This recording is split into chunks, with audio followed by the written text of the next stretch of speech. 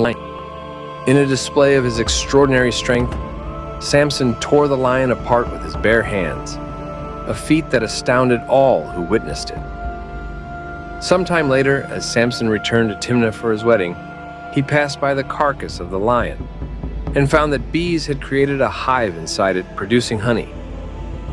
Samson, without revealing the source of the honey, shared it with his family, demonstrating his bold and unconventional nature. At his wedding feast, Samson posed a riddle to the Philistine guests, challenging them to solve it within 7 days. The riddle, out of the eater, something to eat, out of the strong, something sweet, puzzled the Philistines, who could not discern its meaning.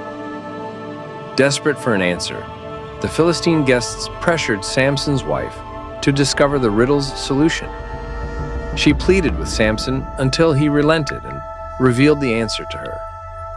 She, in turn, shared it with the Philistines, betraying Samson's trust. On the 7th day, as the Philistines confidently answered the riddle, Samson realized that they had learned the answer through deceit.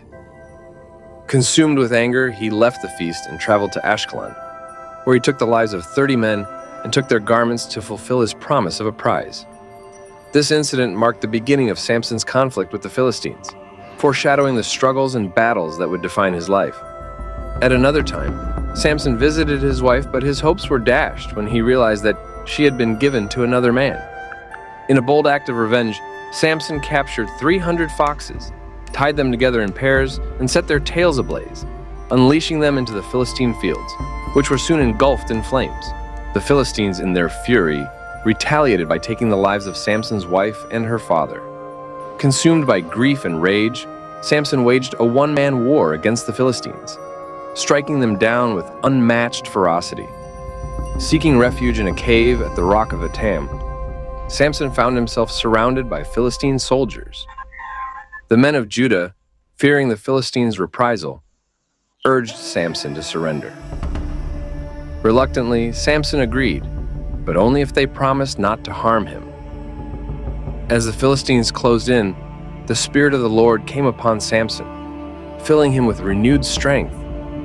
With nothing but the jawbone of a donkey in his hand, Samson fought back, single-handedly defeating 1,000 Philistine soldiers in a stunning display of courage and might. After the battle, exhausted and parched, Samson cried out to the Lord for relief. In a miraculous answer to his prayer, water gushed forth from a hollow place in the ground, refreshing Samson